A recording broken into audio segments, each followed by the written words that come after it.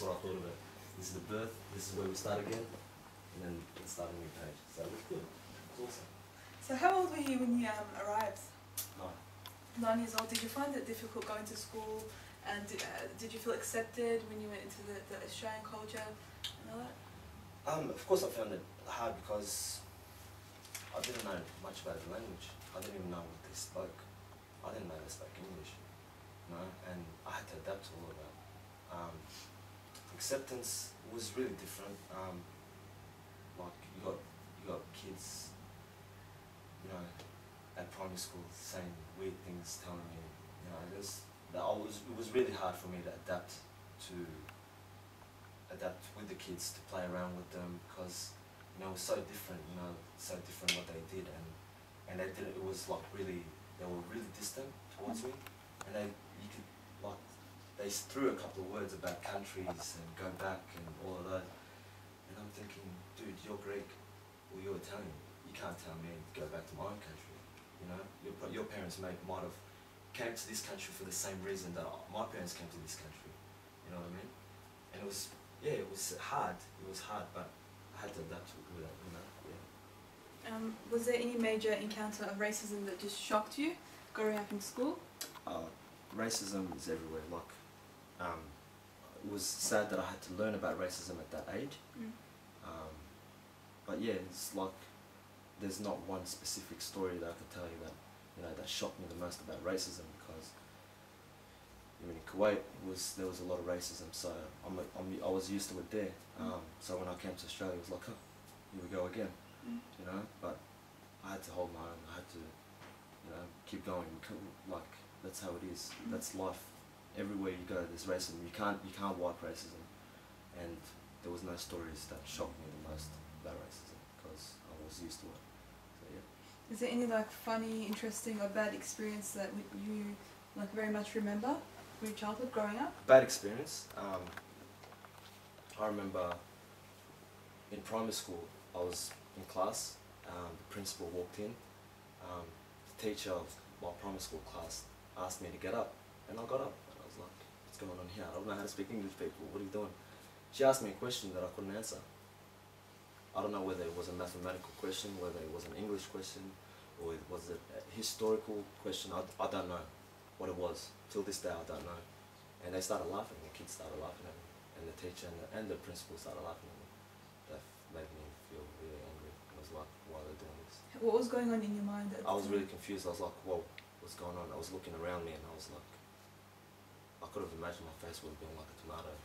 You know, I got really embarrassed, and I was a kid that never told anybody about this. I kept it to myself, and yeah, but that was horrible. I thought for any kid to go through that, not just me, any kid to go through that was horrible. Of course.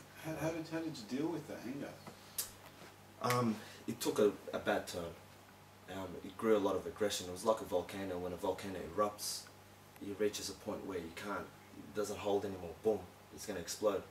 And it took a bad turn.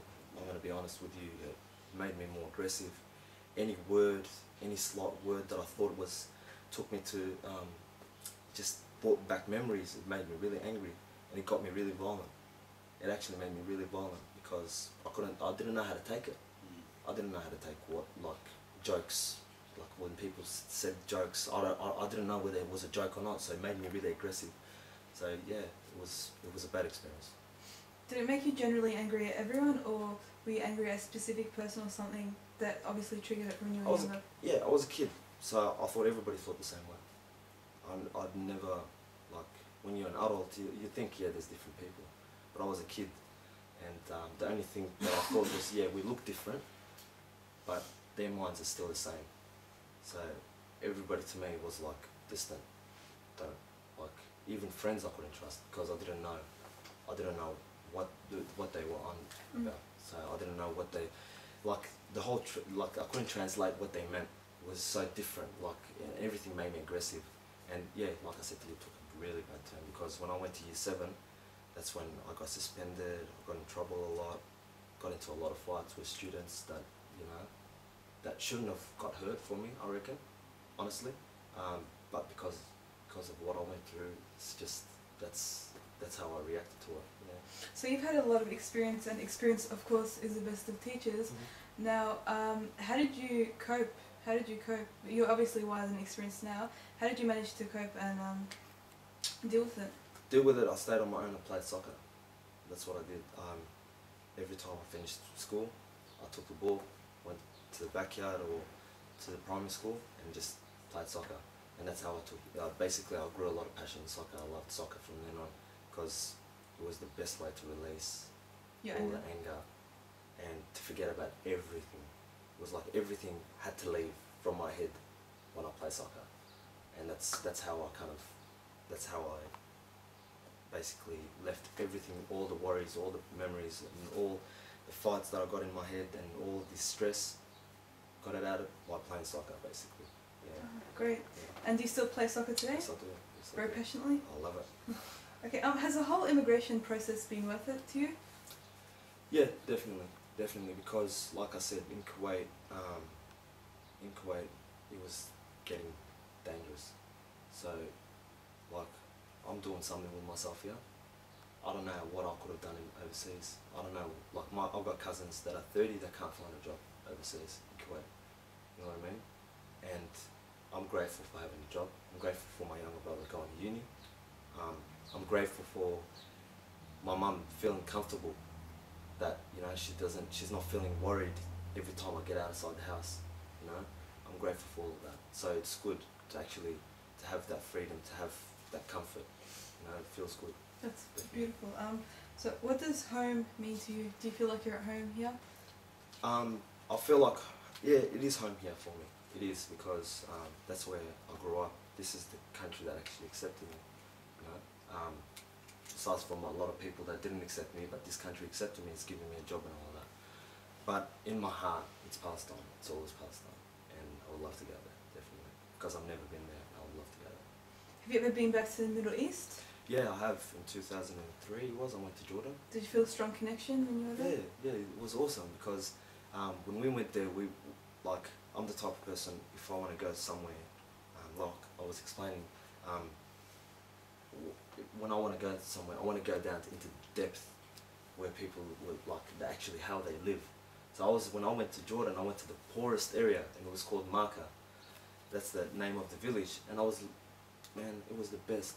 It was the best. People accept you there. It was awesome. Loyalty was awesome. Just, you know, like a month I went there for, and when I left, I started crying because these people were so great to me. You know, it was awesome. It was beautiful. Yeah, it was good.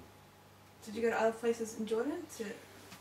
Yeah, I went to the rich areas. I had a look around. Yeah, it was good. But yeah, that's where I felt it was the best. That's it, beautiful. Yeah. Do you have any particular memories from? Do you still feel strongly connected to Palestine or to your homeland? Of course, because yeah, that's my blood. Mm. My parents always talk about it. I see it on the news. Mm. Yeah, it's definitely it's my blood. So I feel strong connection. I've got uncles and aunties there still, so we still stay in contact with them, see how they're living. Yeah.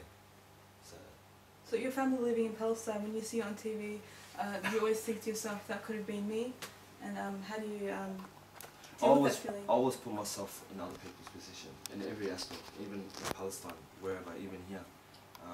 Yeah, I always put myself in that position. Like when a mother that had 4 of her children get killed, I'm thinking, it could have happened to me, because I've got 4 brothers, and they could have got killed. You know what I mean? In a way you feel grateful that you're here, but in a way you feel anger because they're going through that.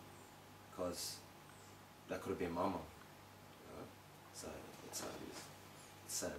Do you think like these experiences that you had growing up and having to move has maybe made you a more empathetic person? No, because when I was younger, I'm going to say the truth here. When I was younger, when I went through all of those, I started thinking about myself. I didn't care about anyone else. You know what I mean? But it sounds to me like you really have thought about that for a while and sort of moved through it, and now you can put yourself in other people's shoes. Yeah, when I got older, and I got a bit more wiser, because when I was a kid, you know, a lot of things go through your head. You don't know. And then because I went through that, I started thinking about myself. So I shielded myself from everyone else. But when I got older, I started thinking, dude, talking to myself, that is, you know, like, you haven't had the hardest life over here, man. There's people in Africa they're dying to have a piece of bread, you know what I mean? So just feel grateful that you're somewhere, that you've got a shelter, you know, you've got a good family, you know, it's good. It strikes me as like some people that never go through anything in their lives don't seem to have as much empathy as maybe you have. Yeah. So yeah, it seems interesting to me that you've gone through all this. It's maybe it's the actual fact that I lived it, but I had it in me, but I didn't see it up until like I started questioning myself, and then from there I started realizing, no, can't be angry at everyone forever, can you? You know, you can't be angry at everyone because not everyone is like that. You know what I mean? Not everyone is like that. So you're gonna have to accept it and move on with it. Because if you let it annoy you, you're not going anywhere with your life. You know what I mean? You stay, it's like a train. You know what I mean? Yeah. If you don't catch the train, it's gonna keep going, man. It's not gonna stop for you. Yeah. And then so. Sounds like you've done a good job with it, though, man. Thanks, man. Appreciate it. No worries. Is there anything in particular that you like or don't like about Australians generally?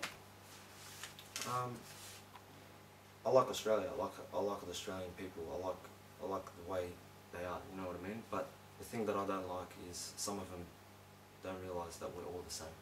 We're all people. Even though I'm darker than you, or you're darker than me, we still have eyes, a nose, and a mouth, and ears. You know what I mean? We still are the same people. People on Earth. We bleed the same colour. Simple as that. And I wish there was acceptance and understanding in that way. But not all of us, not everyone thinks that way. But yet again, like I said to you, in the Middle East there's racism. And in the Middle East there's, you know, you got people that don't accept you. You know what I mean? So it's not just in Australia. It's also overseas. How do you think we should help people realise this? Because not everyone thinks like you, not everyone's wise enough. How do you think you